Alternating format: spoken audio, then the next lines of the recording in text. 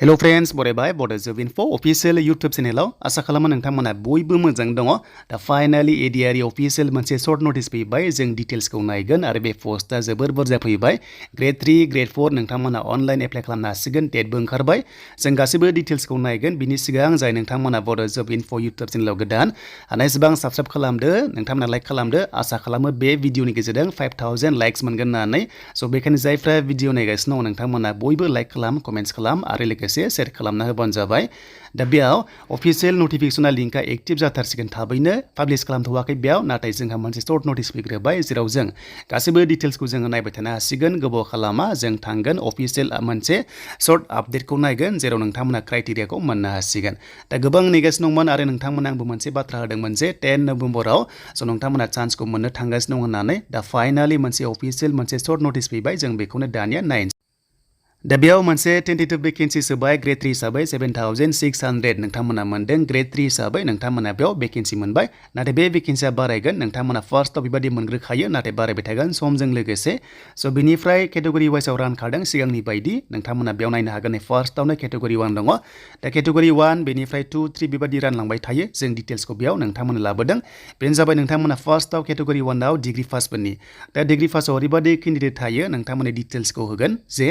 खायसेना computer certificate दङ आरो खायसेना गैया अब्लाबो नोंथांमोना बेयाव एलिजिबल जागोन जुदि गैयाबाबो एलिजिबल जागोन रानखादों जे पोस्टआ 4055 दङ बेनि गेजेराव डिग्री पास सिम्पल डिग्री पासआबो खालामनो हागोन बे पोस्टआव बेनिफ्राय डिग्री पास लोगोसे 6 मान्थ्स डिप्लोमा कम्पिउटार सार्टिफिकेट थानाय नोंथांमोनाबो खालामनो हागोन बेनिफ्राय नोंथांमोना स्टेनोग्राफियाबो बेयावनो खालामनो हागोन लोगोसे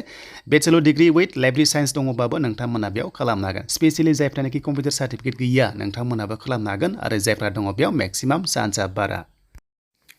सो दानिया फैबाय सेकेन्ड केटेगरियाव नोंथांमोननि एचएस पासफोरनि जायनोखि नोंथांमोना हायर सेकेन्डारि पास जाबाय सो नोंथांमोना ओरैबायदि पोस्ट मोनदों बेयावबो नोंथांमोना खालामनो हागोन केटेगरि 2 आव गोग्लैगोन आरो हायर सेकेन्डारि पास जानायफोरा जेबो कम्पिउटार सार्टिफिकेट नाङा नोंथांमोना एप्लाइ खालामनो हागोन आरो बेयाव डिग्री पासआबो खालामनो हागोन नोंथांमोना बे पोस्टआव जायनोखि हायर सेकेन्डारि पास जाबाय बेनिफ्राय डिग्री पास जाबाय नोंथांमोना बे 3127 पोस्टआव नोंथांमोना साइन्स आर्ट्स गासैबो नोंथांमोना खालामनो हागोन बेनिफ्राय नोंथांमोना एचएस पास जानायफोरा बेयाव ओरैबायदि बुंदों साइन्सनिबो दङ बेनिफ्राय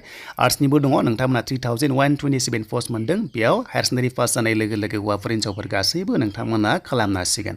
एन्ड बेनिफ्राय केटेगरि 3 आव ड्राइभार पोस्ट फैदों बेयाव नोंथांमोना 10 पास खालामनांगोन 10 पास खालामनानै LMB लाइसेन्स नांगोन अब्लासो नोंथांमोना बे 418 पोस्टआव नोंथांमोना Gr.3 पोस्टआव सो नोंथांमोना एप्लाइ खालामनो हागोन एन्ड बेनिफ्राय बैसोआ सिगांनि बायदि सेमान दङ 18 निफ्राय 45 इयार्ससिम जोंनि STP केटेगरियाव एप्लाइ खालामनो हागोन एप्लिकेसन फिस थाइसेबो नाङा बेनिफ्राय अनलाइन डेटआ जाबाय 10 नभेम्बराव नोंथांमोना अनलाइन एप्लाइ खालामनो हासिगोन Gr.3 आरो Gr.4 गासैबो पोस्टआव बे जोब्बाय जोंनि Gr.3 पोस्टआव दानिया जों थांसे फैदो Gr.4 पोस्टआव माबायदि पोस्टआ फैदों दा बे जाबाय जोंहा Gr.4 भेकेन्सिस 5000 नोंथांमोना मोनदों बेबो जाबाय टेन्टेटिभ दा बेखायनो बारायनायनि चान्सआ दङ सो बेयाव फार्स्टआव ओरैबायदि केटेगरि वाइसआव रानबावबाय नोंथांमोना मोनदों 1060 पोस्टआ जाबाय नोंथांमोननि 10 पास लेभेलनि साख्रि माने केटेगरिया 10 पासनि अब्लाबो एचएस पाससिम नोंथांमोना खालामनो हागोन बेयाव दंखायनाय जायनोखि क्लास 8 निफ्राय एचएस पास लेभेलसिम पास जाबाय नोंथांमोना Gr.4 आव गासैबो खालामनो हागोन नाथाय Gr.4 आव सो डिग्री पासआ खालामनो हानाय नङा मानोना एमप्लयमेन्ट एक्सचेन्जआव नोंथांमोना एचएस पाससिमल' बे पोस्टआव खालामनो हागोन दा फार्स्टनिया बेनो जाबाय 10 पास लेभेलनि 1060 आरो सेकेन्ड पोस्टआ ओरैबायदि देग्लाय गोदान बेनो जाबाय एचएस एलसी एबा 10 पास खालामनानै जायफ्रा आईटीआई दङ 1990 भेकेन्सिस मोनदों जेरै फिटार दङ इलेक्ट्रिशियान दङ